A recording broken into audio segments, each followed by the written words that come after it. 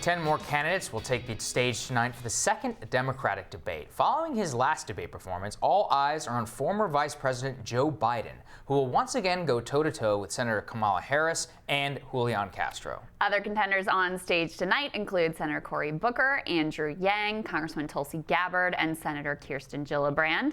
Joining us to discuss the fireworks he is expecting and also his big takeaways from debate night 1 is John Iadarola. He's host of The Damage Report and joins us now via Skype. Already got his suit on at 8:58 in the morning. I'm very impressed, sir. Nice to see you. It's debate day. You got to wake up ready to go. Ready to roll. I love it. I woke up like this. What'd you think of last night?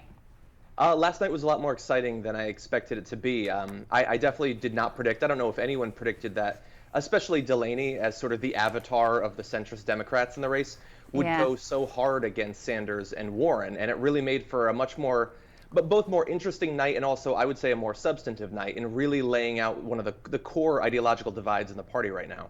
Mm-hmm. So, John, one of the things that we saw most is that Bernie decided to come more fighting than the last debate. He certainly had a lot more energy. I said this earlier in the show. It really was already a win for him because the entire debate was, do you agree with Bernie Sanders? It was that was essentially what it was. What was that like to see?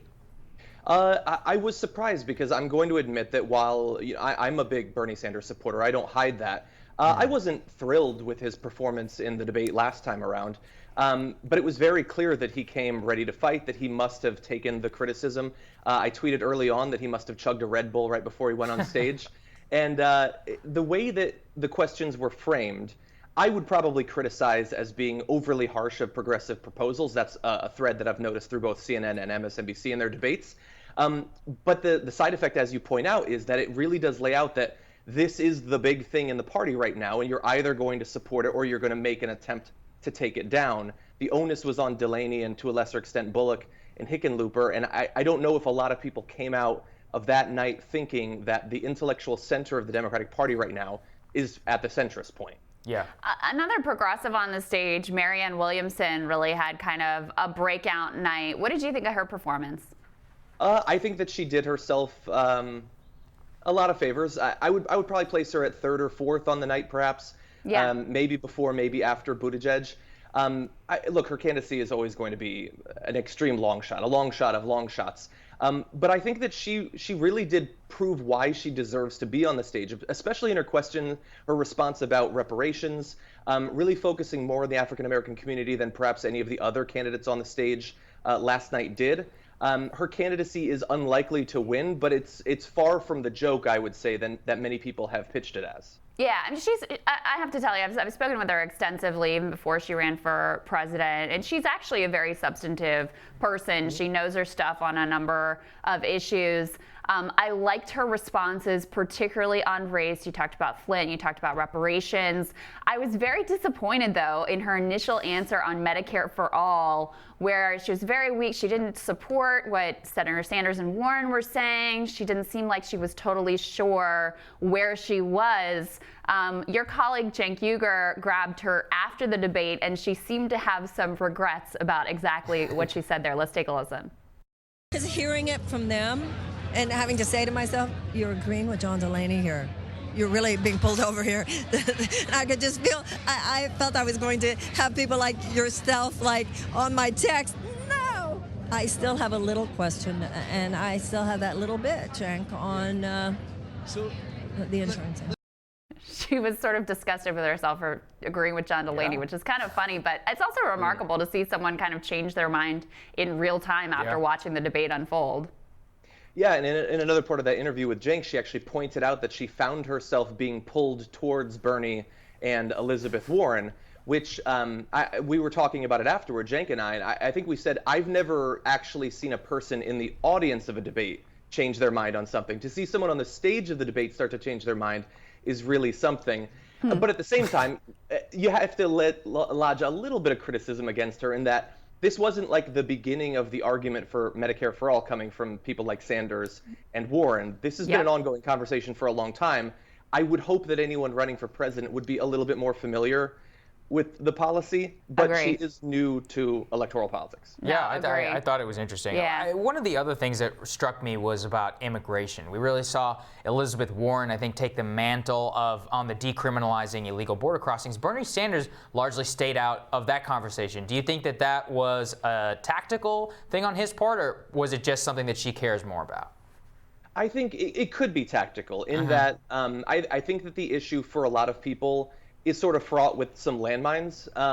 I think that, especially considering how the questions are framed, I would say in both of the sets of debates that we've seen, the first question about immigration, if I was Ronna McDaniel, I would have been thrilled with how the issue was presented. It was presented from a right-wing perspective. They were attempting to set up, whether intentionally or not, the whole raising your hands whether you decriminalize border crossings. I mean, they're trying to give ammunition to the other side. And so I understand why Bernie Sanders would want to avoid a little bit of that, but it's really consistent with his platform. I mean, he does care about immigration, he cares about human rights, but immigration specifically, issues of the border, I wouldn't say are necessarily in the top 5 of the issues that he generally sort of willingly brings up. And so it's hard to say exactly with him whether it was tactical or just consistent with his ideology. I thought it was a smart move on his part. Interesting to note, though, Sanders has the strongest support among Latinos of perhaps any candidate in the race. So something he's saying is definitely working in that community. John, Sanders and Warren had no trouble dunking on the centrists who were polling at 1% last night. But the main centrist in chief will be on the stage tonight. What do you think that dynamic is going to be like? I think that Joe Biden, ideologically, although Joe Biden was not on the stage last night, he wasn't physically there. I think that his argument suffered by proxy. But it was a great benefit to him that he was not on stage there to be ripped apart in the way that John Delaney was. I think that there will still be people attempting to duplicate like the Harris moment of the last debate cycle. But what's interesting is that while last night you had a really vigorous debate between the centrists and the progressives on core policy differences, I think that if there is drama to be had tonight, it's probably going to be more likely focused on like personal background issues, like mistakes Biden has obviously made in the past. He might have come with some background on Kamala Harris's prosecutorial background. And so I think that there could be some sparks flying.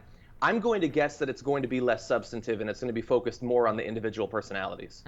One thing I wonder, John, is maybe Biden might take the false lesson away, which is I need to fight. Bernie ultimately was fighting on a policy level. Biden is kind of defending his own personal record. Is it possible he looks vindictive and mean if he does, and really just out of step with the times if he does adopt that record, given what he's defending? You're saying if Biden does? Yes, if Biden.